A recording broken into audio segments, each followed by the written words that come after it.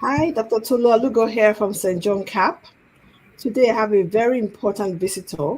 We will be talking about financial literacy and our mental health. With me today is Dr. Yewande Olamide. I'm going to get her to introduce herself to you in further detail and then we'll kick off the discussion.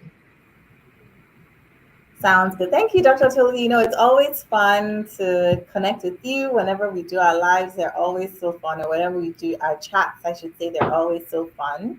So, thank you once again for this opportunity. So, as Dr. Tulu has said, my name is Yewande. I am a medical doctor based in Toronto, Canada. My background actually is emergency medicine. I did that for the first 10 or so years of my career, and then in 2019, I decided to respond to the call. There was a big demand for mental health. And so, mental health services. So, 2019, 2020, I decided to shift. I had gone on maternity leave in 2019, did a lot of understanding of what my strengths are, what my abilities are, and started to make that shift at the time. And so now I practice as a psychotherapist here in the Toronto area. I see my patients mostly virtually, sometimes in person, and I help them cope with the stressors that come with work, the stressors that come with family, relationships, and I teach them practical tools on how to cope with that, how to manage that, so that they are recovering from things like burnout, anxiety, depression, to a point where they're actually living lives to the point where they're having fun and they're enjoying themselves once again. In the context of all of that, I also have a company called Her Wealth Grows, which was birthed again in 2019 when I was on maternity leave. And the company is a financial literacy company. And what we do is we offer teaching, we offer courses for women who are seeking to improve their financial literacy, whether it's from budgeting, how to negotiate, how to earn more, how to overcome impulsive spending, over shopping, things like that. We really educate them and teach them what it takes to become more confident when it comes to their money. And so, yeah, Wow. so that is me in a nutshell. I also have two kids who are 5 and 3. We live in Toronto. We live with my husband as well. And so, yeah, just trying to juggle all of it and finding a way to enjoy it at the same time. Gosh, you wear so many hats, physician. Now you started your own practice, your wife or mother, your financial health literacy guru, and you've got so many things on the go. Gosh, you're a very busy lady. So I'm just wondering, what led you to become interested in finances and educating people about their finances? Yeah, so thank you. It's very interesting when I think back. I think it started with becoming a mother, right? There's something about becoming a mother that for me just inspired me to just do better and to improve myself, because I already knew that whatever my kids saw would be, whatever example that I set for them would be what they would grow into, right? And in order for them to maximize their potential, I also had to grow personally. And I remember vividly, it was my son had just been born. Around the time my son had just been born, oh no, it was my daughter actually. It was my daughter, and I was doing some, I was on maternity leave, and I was just going through our expenses because, with the maternity leave, the income had shifted. And so I was just going through our expenses. And I started to track my expenses. I was learning for my own benefit, and I understood that tracking your expenses is the first step, one of the first steps to figuring out, okay, where is your money actually going? And so I did that, and I started to track line by line, item by item. I was looking at our statements, and then at the end, I finally did all the additions, like how much was going to our groceries, how much was going to clothing.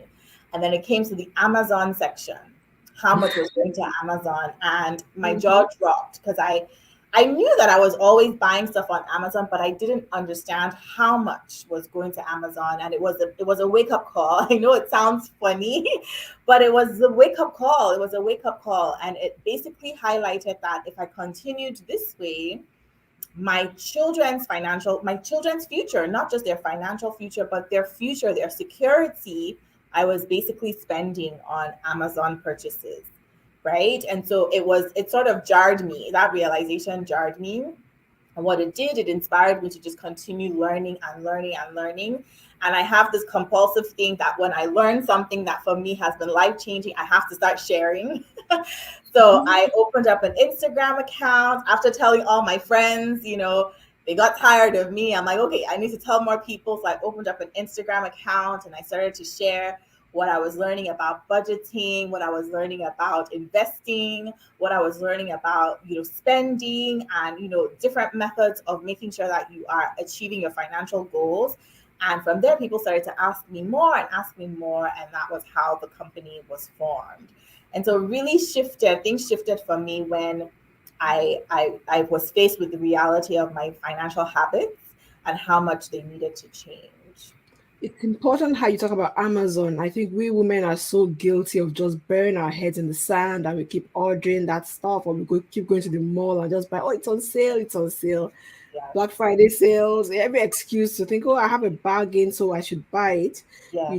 Do you find that many women don't know much about their finances? Do you find that in your course of doing this, that women don't know too much about their finances?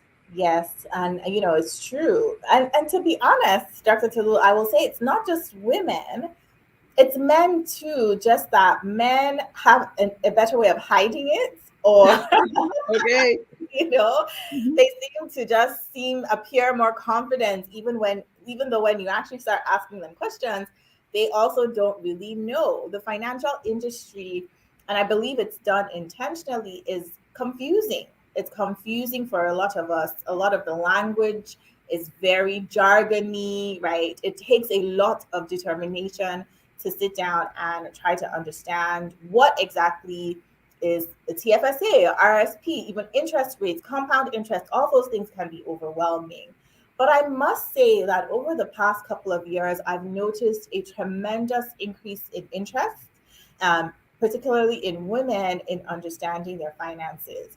And there is that interest. There's that interest there. There's that wanting to learn and that seeking of knowledge because they're starting to see, okay, this is not just the man's world, or this is not just something I sort of abdicate responsibility to an advisor or to my spouse or whoever it might be.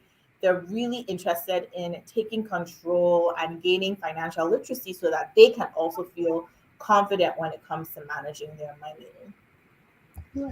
And you've talked about, I mean, the fact that it's important. You talk about the fact that you were mortgaging your children's future by not focusing on this. We're both women of color. Do you find that women of color, people who are immigrants, are kind of really guilty of not understanding? Maybe because they've come into a system in adulthood and some of the terms just seem so difficult to understand, and then they're too shy. I'm not sure what the difficulty is, but are you finding that people who are immigrants are at a greater disadvantage when it comes to understanding finances? Yeah, 100%. 100%. The language is different.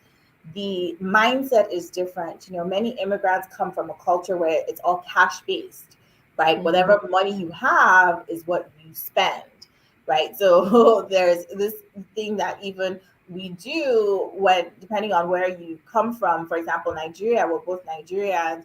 You build your house one brick at a time. It's very common to see a lot of buildings that have they're not completed and people are slowly building them because they're gathering their cash and they're building.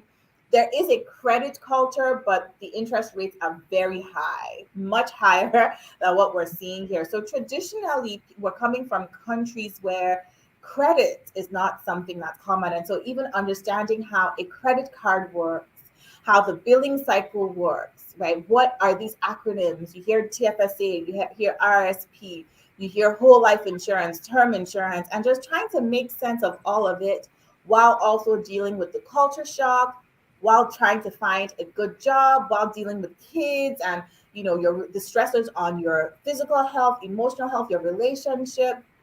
It ends up taking a back burner. It really does end up taking a back burner. And so yes, I do believe that bunch of different reasons. And we are immigrants, not just immigrants, but even women in general are usually afraid to ask. We're afraid to ask because, say you go into a financial advisor's office or a banker's office and you ask the question, okay, can you just please explain to me once again? I know I've asked you 3 times already, but I'm having a hard time understanding exactly what you mean by whatever. And you can see that the person is losing patience, or they are, because most times they might not even fully understand it themselves, to be honest. Right? They're losing patience, or you start to feel ashamed. Like you mentioned, there's a lot of shame Mhm. around money. And so then we just start to keep our questions to ourselves. We don't bother. And, it just sort of keeps going that way. So there are many different factors, many different reasons why, yes, immigrants are disadvantaged when it comes to financial literacy. But one thing I will say is that it's like learning a new skill. It's like learning a new language. Yes, you're going to stumble on your words. You're going to have to invest a lot in the beginning in understanding the terminology, but stay at it. Stay persistent with it. You're not going to learn how to swim just by attending 2 or 3 sessions. You have to True. keep practicing. You have to keep practicing. You have to keep practicing. And once you do that, when you do that, you'll notice that, okay, I'm beginning to feel more comfortable in conversations around money, whether it's with professionals or with peers. It's starting to make more sense. So I would say to encourage you just to keep at it if you find it confusing or overwhelming in the beginning. Great. So I'm just wondering, why is this important, particularly for our mental health as women or as parents? Why is financial literacy important for our mental health? Because money is a huge source of financial stress. I can't count the number of my patients, the number of my clients where at the end of the day, money is at the root of their stress. It's at the Hmm. root of their stress, whether it's they're at a job that's a toxic environment, but they're so afraid to leave because they're thinking about, okay, if I leave, that disrupts the formula, that disrupts the plan that we've had all these years. 2 income household, this is where we wanted to get our mortgage paid by this rate, our kids were supposed to go to school at this time. And so they stay in an environment that's terrible for their mental health, even their physical health. It's terrible for their physical health, but they can't leave. They can't leave. Or, on the other hand, you have, I don't know if you've ever experienced this, but I certainly have, where you wake up in the middle of the night and you're starting to think of all the bills All the coming, bills. bills, and trying to balance everything, and it's keeping you up at night, right? Insomnia can be as a result of financial challenges, or not really understanding where your money is going and things like that. So definitely anxiety, sleep deprivation, even relationship issues, right? We see that a lot, where money is at the root of a lot of challenges between a married couple, right? Mm. It's at the root of that. And so when your relationship is in jeopardy, then of course your mental health is also going to be affected. So many different ways how money and mental health are interconnected. Those are just a few, but definitely money is at the root of many mental health challenges for a lot of people.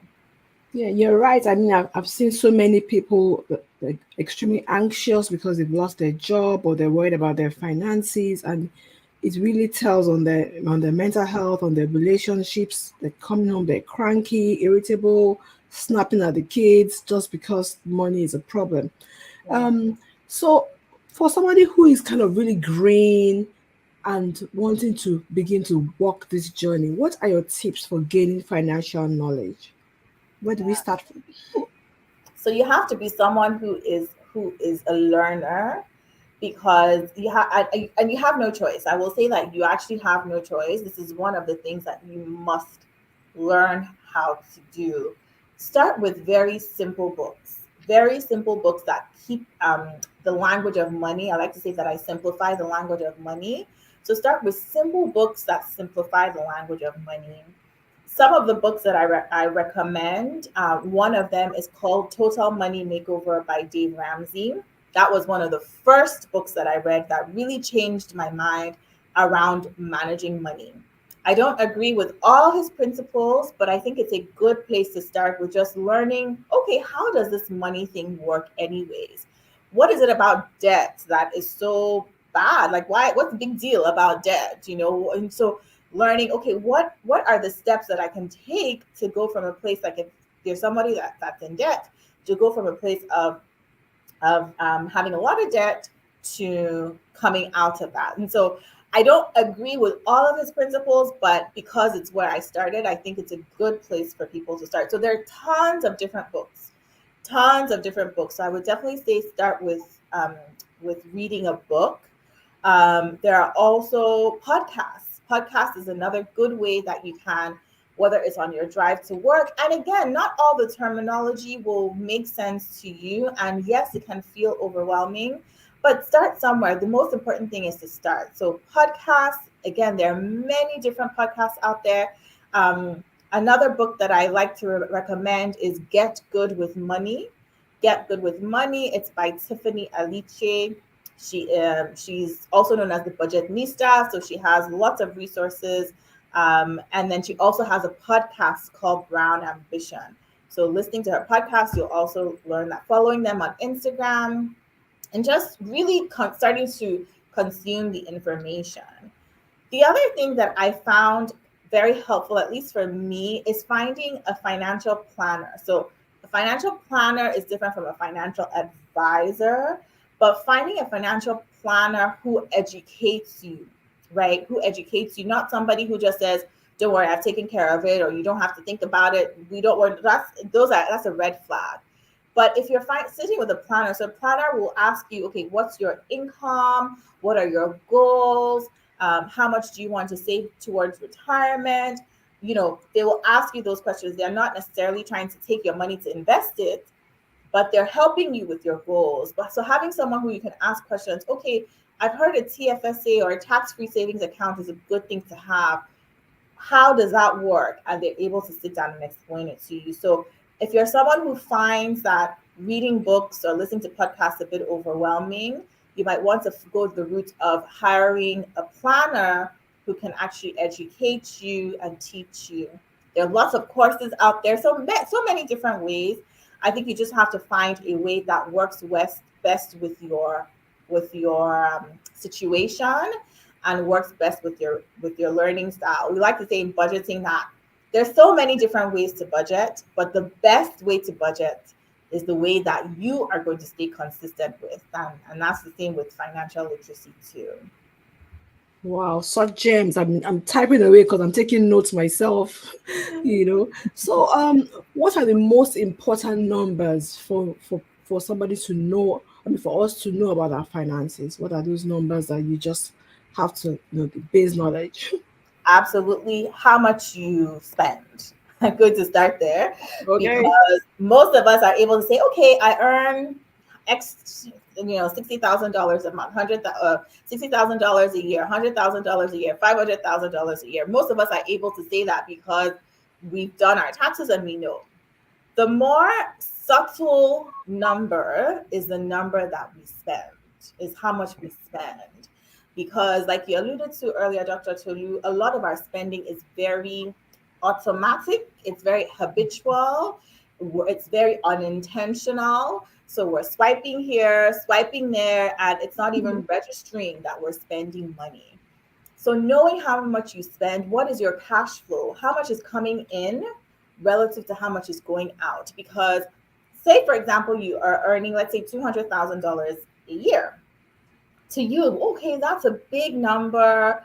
We should be able to, our expenses aren't low. We should be able to manage on this number, right? Especially if you're a double income household and both of you are earning a good salary. The problem is that you haven't accounted for the fact that half of that money is not yours. Sure. Especially if you are having to pay taxes. Half of that money, about half of that money, we're just rounding up here, half of that money is not yours.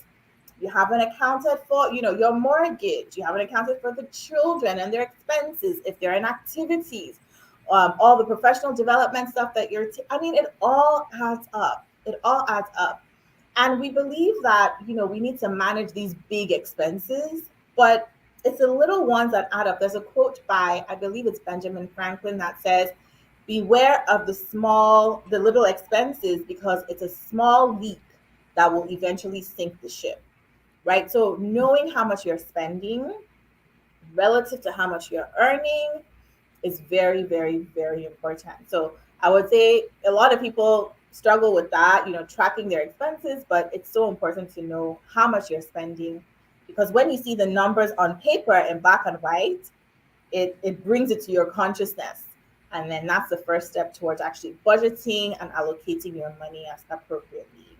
And is there a particular budgeting tool that you recommend, or something for, I mean, something that you can, it's just easy to just start putting stuff into every day? I'm wondering, what's the practical way to do this? There's so many different tools. I am a pen and paper person. I've tried all of them, but I like pen and paper. I like to write my numbers down. So the way my husband and I will do it is we have a group chat. We have a WhatsApp group chat. And every time we spend money, we put it in the WhatsApp group chat. Okay, so we know that today Yewande spent $60 on gas, for example. Tomorrow, we sort of track it that way.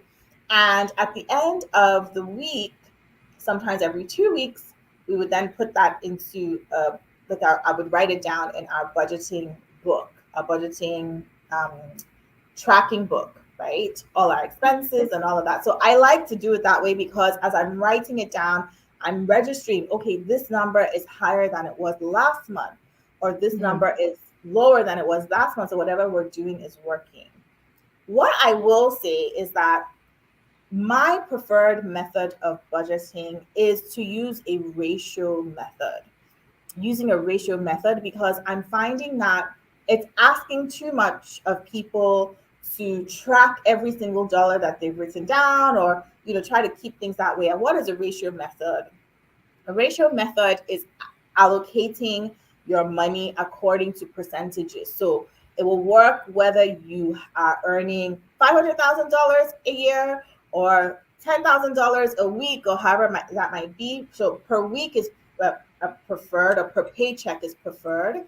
So if you're able to allocate, for example, 20% this month, 20% of every paycheck I get is going to go towards savings. And of that 20%, 10% is going to go towards short term savings.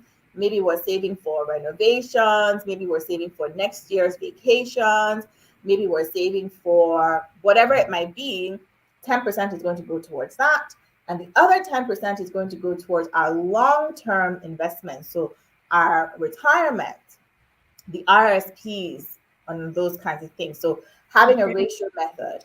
And then the rest of that money, say you save, okay, 30%, that's what's going to go towards our mortgage and our housing expenses, right? And so 10% is going to go towards charitable giving or donations, right? And so you by the time you've gone through your tracking, you'll have a sense of where your money is going. Every household is different. And once you have that, then you can start to allocate percentages. And then the challenge will then to be to stick to those percentages. Okay, so if you say that every month 10% of our budget is going towards groceries, just as an example, I know it's probably higher for most people, but 10% is going towards groceries. And you've set that budget for yourself, you know that number. The challenge now is to say, okay, we've set the number, we must stay within that Mhm. number. Yeah. And what that does is it forces you to be intentional about where you're shopping. It forces you to be intentional about how you're shopping, what you're buying. It forces you to dig into the freezer, into the pantry, all the food that Mhm. you ignored the past 3 months, because you're like, okay, we've already spent our $100 for the week on groceries. Everybody eat noodles for Friday, Saturday, Sunday. And then on Monday, we have a new budget that we start on. So once you have a budget, once you've allocated your ratios, you know what that amount is, it's then going to be important to stick to that amount. Wow, I think that is so helpful. That's fantastic. So people talk about financial independence. Is that possible? And what does it even mean to be financially independent? What does that mean? Yeah, so we hear that, we've heard that lot, we've heard that phrase sort of thrown around a lot. the past, I would say, couple of years, as there's been this huge interest in financial literacy.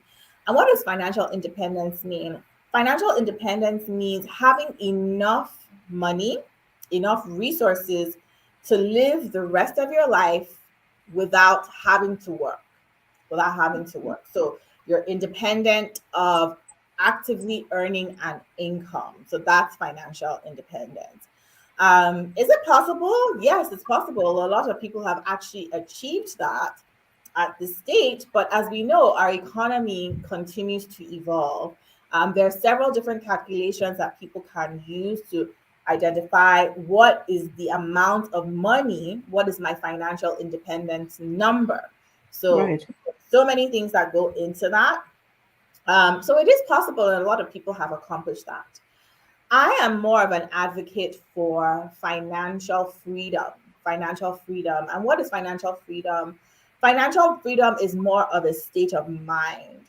It's more of a state of mind as opposed to accomplishing a certain value, right? It's a state of mind where your debt is under control. If you have debt, you're not stressed about money, living from paycheck to paycheck. You have some breathing room. You have a plan that is in place, right? And so you're free of worry, you're free of anxiety, you're free to make choices that you want to make for the good of yourself, your mental health, and your family.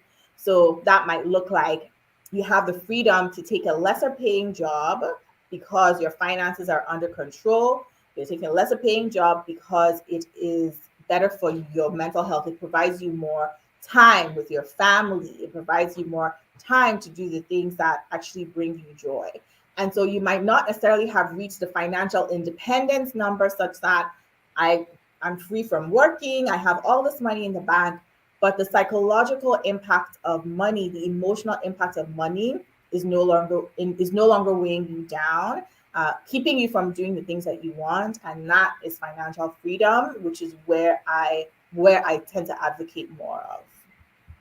Wow, I really like the concept of financial freedom because it helps our mental health. And Yeah. you can be so when you get to that point where you're not being controlled by, well, how much do I have? How much do I need to make? I think that's a very like a freeing place to use that term again. Yeah. So for somebody who is really struggling, who is in debt, who doesn't know where to start from, how can they seek help? What's the best way to do that? Again, so many different options. Here in Ontario, we have debt counselors that you can access for free. So sometimes people will reach out to me and they are at the brink of being evicted. And like, no, like we're not at the right place yet. You need someone who can help you manage your credit, someone who can help you get to the point where you are more stable and you're not at risk of losing your home. So they're free. If you Google debt help agency or credit help agency, there are many different options that come up. But please do your due diligence because you want to make sure that whoever you reach out to has the credibility and has the reviews, lots of reviews to say that they have successfully helped people. Okay. So that's if you are in sort of dire straits and you're on the brink of losing your home or being evicted and that kind of thing. It all Right. depends on what kind of help you need. So someone, for example, who they've really gotten a hold of their spending, but still feel like they're tight with their finances, they might need help in the area of increasing their income, learning how to negotiate, learning how to find a better paying job, learning how to add more value to their organization such that they are earning more, learning how to start a side business such that that's bringing in more income. So it really depends on what kind of help they need. Someone else might have a good income, the debt is under control, and they are seeking planning for their retirement. They haven't really done a lot of retirement planning. And so a financial planner, a CFP, a certified financial planner, would be someone that you can talk to. And again, like I said, this must be someone that's willing to educate you and not just wanting to take your money and put it in all sorts of different investments. So someone who's just there to talk you through your goals and educate you and teach you about, this is where your money is now and this is where it's going to be in 5 years, 2 years, 3 years from now.